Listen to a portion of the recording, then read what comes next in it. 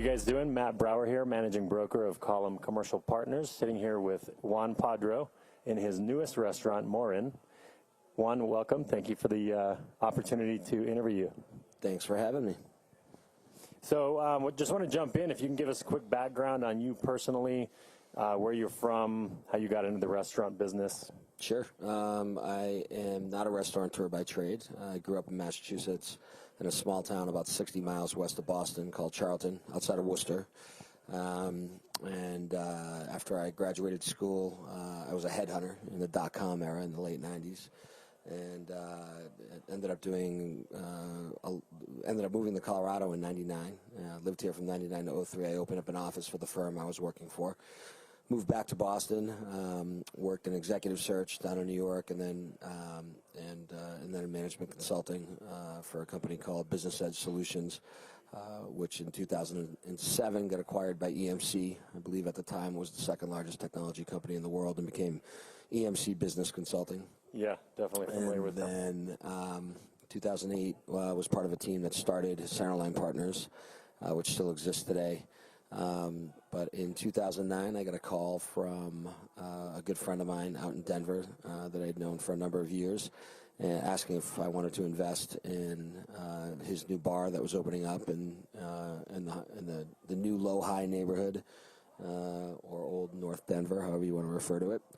And so flew out, kind of took a look at it, was looking to diversify a little bit, and felt like I'd throw a little bit of money at that. Talked to Katie, and she agreed, and so we decided to invest.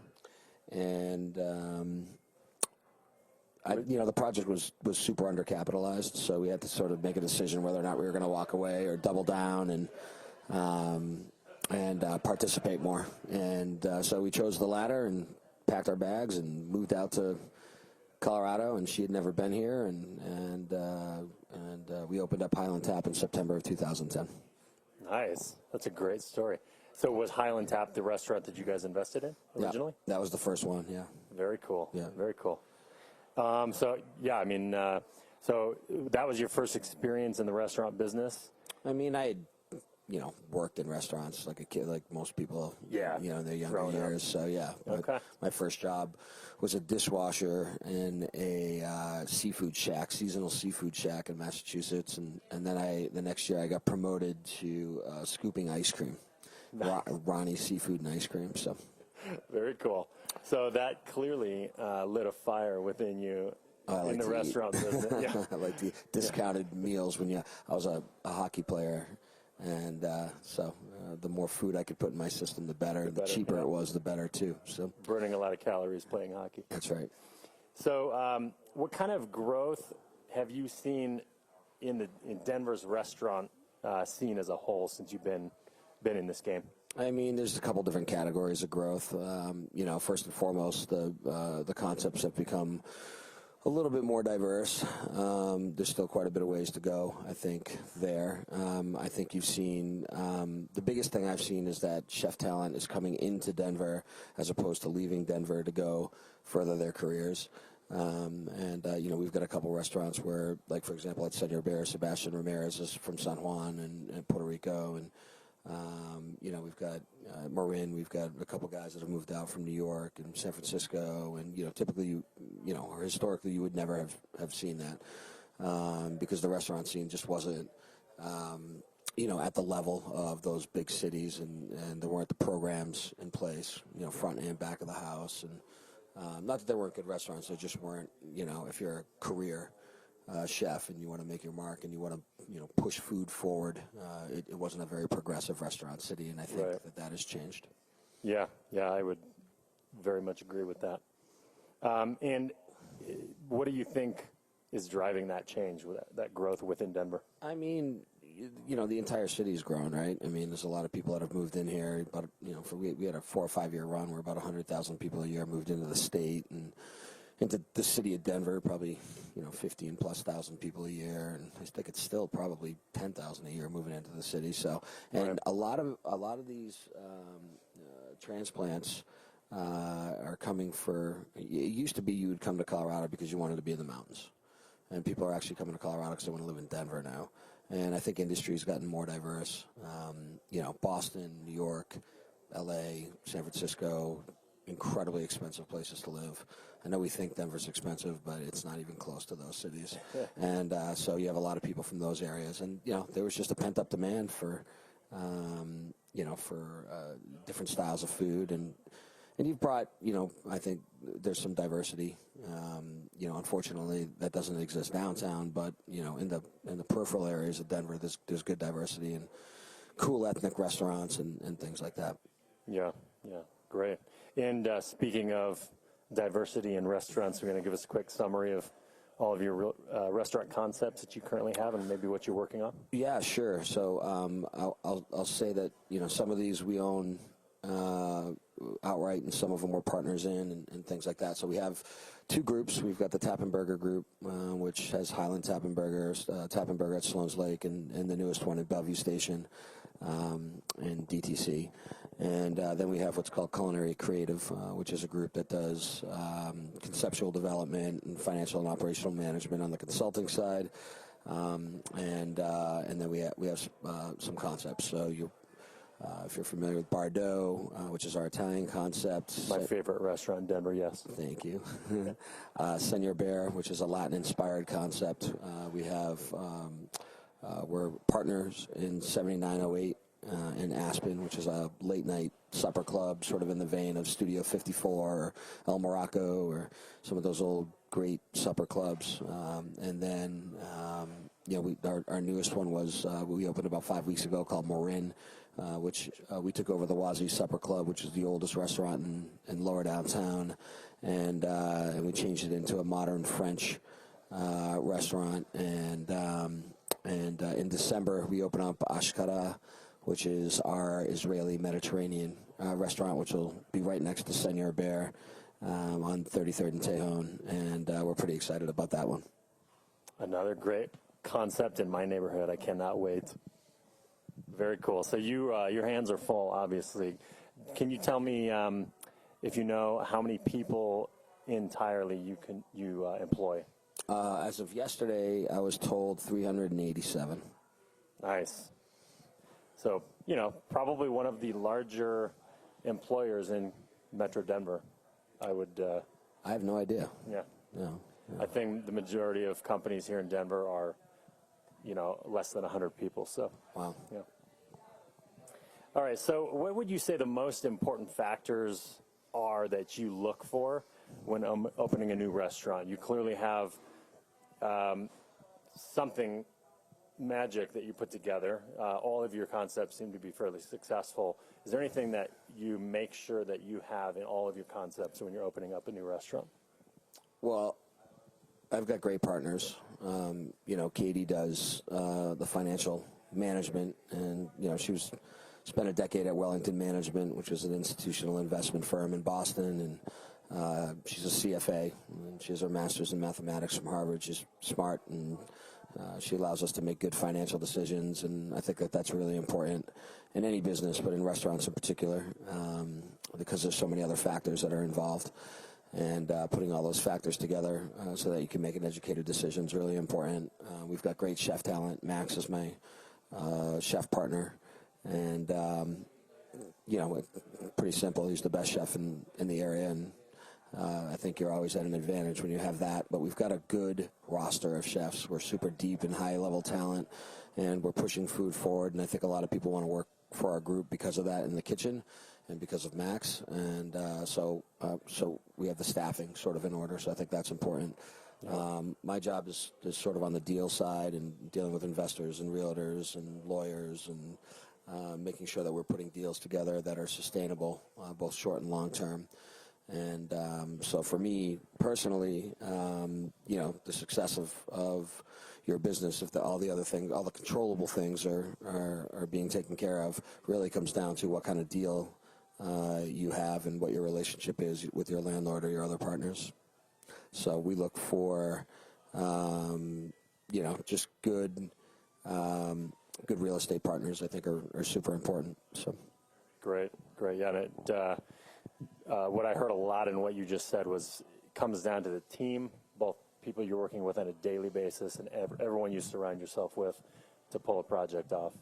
Correct. That's great. All right, so what advice would you give to others looking to open a new restaurant? I mean, I think a lot of times when I look at people opening restaurants, and obviously that's happening a lot in Denver, they're very, very, very concerned with just one element, whether it's food or whether it's a cocktail bar or whether it's wine or whatever. And restaurants are much more complicated than that. There's a lot of goods and services and a lot of moving parts. I don't care how good your food is. If you don't have the right people executing your business model, you're going to fail. I don't care how good your business model is. If you don't have the right real estate and you don't have the right real estate partner, you're going to fail. And there's a lot of you've got to spend a lot of time on that stuff because a lot of people are overpaying for real estate and they're passing that bill down to retailers and restaurateurs. And there's going to be a lot of empty restaurant space in Denver because people just can't afford to operate, with these numbers. And they're not forward thinking. They don't understand the law. For example, minimum wage in the front of the house goes up $1 a year in Colorado, which, at a place like Tap cuts $50,000 off of profit every single year for us. So if we were to stay stagnant, right? So if I'm not thinking 4 or 5 years in advance and I'm saying I'm looking at a real estate deal and trying to fit a square peg into a round hole, and I'm not planning for that additional cost, and rents are going up and taxes are going up and all that's happening, I'm going to close my doors. Yeah. And we're starting to see that. It's starting to happen big time in Denver. It's unfortunate, but it's a very, very, very real issue that we're faced with. Yeah, and I'm also hearing that just workforce in general is just very difficult to find people to work, in the restaurant business. I think it's challenging, but I think every single one of our restaurants is staffed. So that's great. Congrats. So what mistakes, if any, have you made along your journey? And what would you, is there anything you do differently now, if you have known that back then? I make about 20 mistakes a day. And that's probably not even an exaggeration. So I would say that first and foremost, don't be afraid of making mistakes. Just be accountable for them, learn from them, and move forward. The biggest ones that we've made, I think, to date are when we structured. Well, we came in a little later, and Highland Tap was structured as an S corp, which doesn't allow for much flexibility for growth. That was a terrible decision. So we're going to have to unwind that and refile as an LLC, and that's probably going to cost us a couple $100,000 in taxes. So I'm not loving that at all. So that's probably number one on my list of things. And then I would say number two is I would say with some of the deal structures, and you have different.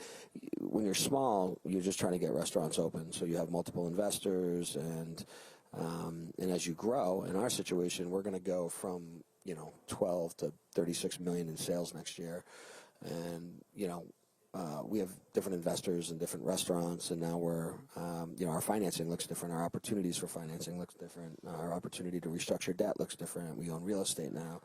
Leveraging that, and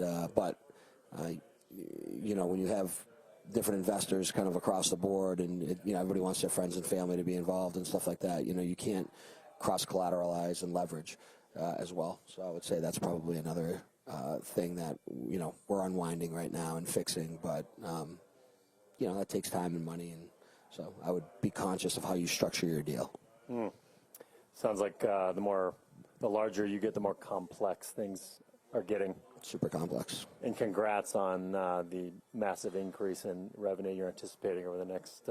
Yeah, those are signed deals. That's just revenue that we're doing now with the restaurant. We opened, 4 restaurants. So that'll just... And they're bigger ones, and so... Yeah, that's great. Yeah. That's great. So looking long-term, what's your long-term vision for yourself, your company? The 2 priorities next year, we're going to set up a foundation that sits underneath our companies. We have certain nonprofits that we're super passionate about. And, I really believe in the Clinton Foundation. I love the way they structured. They got a lot of criticism and unwarranted, but that's what happens when you run for president. But it's the most genius organization I have ever seen. And essentially they have a staff of people that are full-time salaried that go out and do work in the world and really impact people, roll up their sleeves, and that's their job. And typically when you think of a nonprofit, you give some money and you say, okay, well, what percentage of my money is going to the nonprofit? Well, right. Maybe 20% of their money is going to the nonprofit, but in theory, but the actuality is all their people that work for them are working, so 100% is going, and it's amazing. But so for me, I have 387 employees. A bunch of them are in their 20s. They all want to help. They don't know how to help. They can't afford to help. To have a foundation where I can say, hey, you can go work with third wave volunteers and Dr. Allison Thompson in Haiti, and I can pay you to go down there and do that and supplement your income while you're gone because you're a tipped employee. I can really, I think, impact the kids that are really going to change the world. I mean, I'm going to be 45 next week. My days of changing the world are coming to an end. It's going to have to be the kids in their 20s. So I think we have a responsibility to really support those kids and put them in positions where they learn empathy and emotional intelligence and learn how to lift people up. Wow, that's great. And, I will say that one thing that has struck me about you personally is when Puerto Rico got hit by the hurricane and all the power went down, I did see that you personally went over there. Yes. Spent a lot of time and energy and work and labor impacting that. I did 88 days down there. Wow. So, which was pretty so you incredible practice experience. what you preach. It's great. Yeah. I'm not money always helps, but that's, once it leaves your hands, you forget. And I can tell you, flying down there and being a first responder down there was definitely gives you a different perspective, and I think it just by being there makes you a better human being. So I'd like to pass that along to the kids that work for us. So. Great, that's great. Cool. Well, so these next few questions are meant to be rapid fire. I'll just they're all about you personally. Sure. So who is your hero? Jack Kennedy. Favorite news source?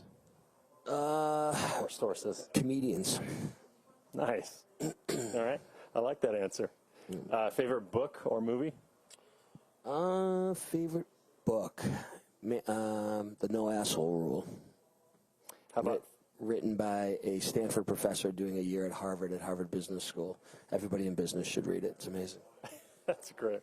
How about favorite quote? If you are the smartest person in the room, you are in the wrong fucking room. Love it. Favorite technology? I don't. Probably something that creates a really good piece of food. So maybe some sort of compression or compressor, or I don't know, some toy that these guys are using in the kitchen that puts something on my plate that I'm dying to eat. Yeah, it's just mind-blowing good. Yeah. So, favorite way to unwind? I don't really unwind very much, so I don't know that I have a great answer for that. I'm a pretty go person, but every now and again I like to get a massage. Nice. So, yeah, none of us probably get those often enough. I was actually in New Orleans last weekend, and I went to bed at midnight on Thursday and midnight on Friday, which is usually kind of when you go out in New Orleans. And then I woke up Saturday, and I haven't done yoga in like 2 years, and I walked to a yoga studio and did yoga. That was good. Nice. Well, at Column Commercial Partners, we have a vision of a thriving business community based on generous leadership and authentic connections. I very much appreciate your time and allowing us to interview you, being a successful entrepreneur and business owner in Colorado. And, generous leadership is what you're all about. So I appreciate it, and thank you individually for your support. All right. You help pay my bills. And we're sitting here again in Morin. I encourage the listeners to come check this restaurant out if you have not yet. Bardot, Highland Tap Burger, Señor Bear, all of these restaurants, they're the best in town. Thank you. I appreciate it.